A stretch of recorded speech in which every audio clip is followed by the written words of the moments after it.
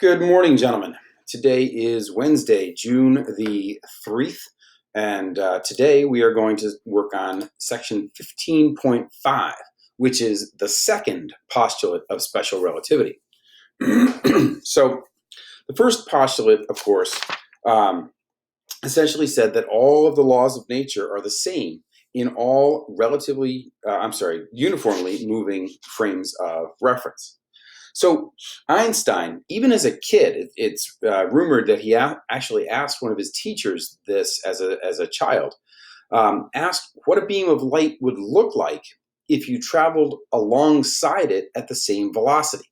Now, if two cars are driving down the road at the same velocity, each one appears to be not moving relative to the other. All right, and so according to classical physics, the beam would appear to be at rest with you. All right. So in other words, the laser beam's going this way and you're going this way and you're traveling parallel, and so you're moving right alongside of it. However, Einstein concluded something a little bit different. Well, a lot of it different. He said that regardless of the frame of reference, that the speed of light is still going to be 3.0 times 10 to the 8th meters per second. All right, that's the standard constant speed of light in a vacuum. Now, what that means is that if you are standing still and you fire a laser beam, it moves away from you at 3.0 times 10 to the 8th meters per second. If you're moving at 1,000,000 miles an hour and you fire that laser beam, the laser beam will move away from you at 3.0 times 10 to the 8th meters per second plus 1,000,000 meters per second or miles per hour, or whatever I said. All right. And so it's the speed of light is a constant regardless of the frame of reference from which it's either fired or observed. All right.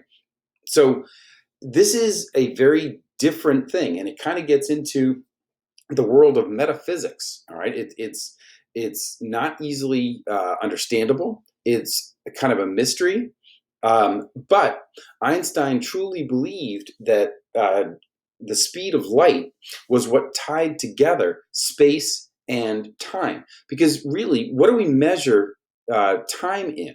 We measure time in the period of days, or the period of sunlight around the Earth, right? The Earth rotates every 24 hours or so. And so we as humans have developed the idea that we have a 24-hour day, right? Einstein said, that's only because of the Earth's frame of reference. If the frame of reference is also moving at 3.0 times 10 to the 8th meters per second, then all bets are off.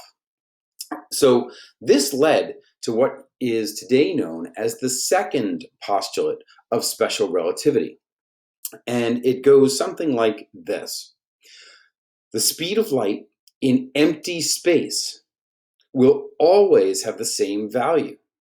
All right, that's 3.0 times 10 to the 8th meters per second, regardless, though, of the motion of the source or the motion of the observer. All right, so it doesn't matter what the frame of reference is. Any observer, whether at the source or at the end spot, will still observe the light beam moving at 3.0 times 10 to the 8th meters per second. Now, this was revolutionary. All right, this, according to classical physics, that shouldn't be. But Einstein, and the reason we refer to Einstein's last name now as kind of a synonym for smartness and just wonderful thinking, is that he was able to look beyond classical physics and say, there's something different about this space-time relationship. And the thing that ties them all together is the speed of light in a vacuum. All right. So again, the speed of light in empty space will always have the same value, regardless of the motion of the source or the motion of the observer. Okay. Now, how do we kind of put this into perspective? All right. Again, this is something that you're going to have to really think about a bit, because it goes against everything that our senses really tell us, especially given our lives on Earth. So let's consider a spaceship. The USS Enterprise. All right, and Captain Kirk is zipping away from a space station at a speed that is half the speed of light.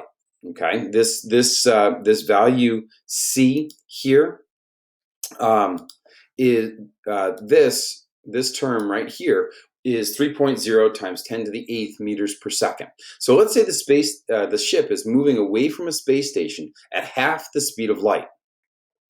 The station then emits a flash of light.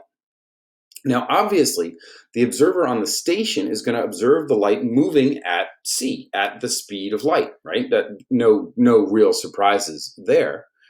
But according to Einstein's, this should say second. All right, not first. All right. According to Einstein's second postulate of special relativity, the observer on the spaceship is still going to observe the light moving at c, 3.0 times 10 to the 8th meters per second. And this is true regardless of how fast the spaceship is moving or the direction that the spaceship is moving. So the spaceship could be moving away from the space station, or it could be moving toward the space station, and still the astronaut in the ship would witness the speed of light as c. Okay? And again, to conclude, the constancy of the speed of light is what unifies space and time, right? And this is the most important aspect of this second postulate of special relativity, okay? So the constancy of the speed of light is what unifies space and time.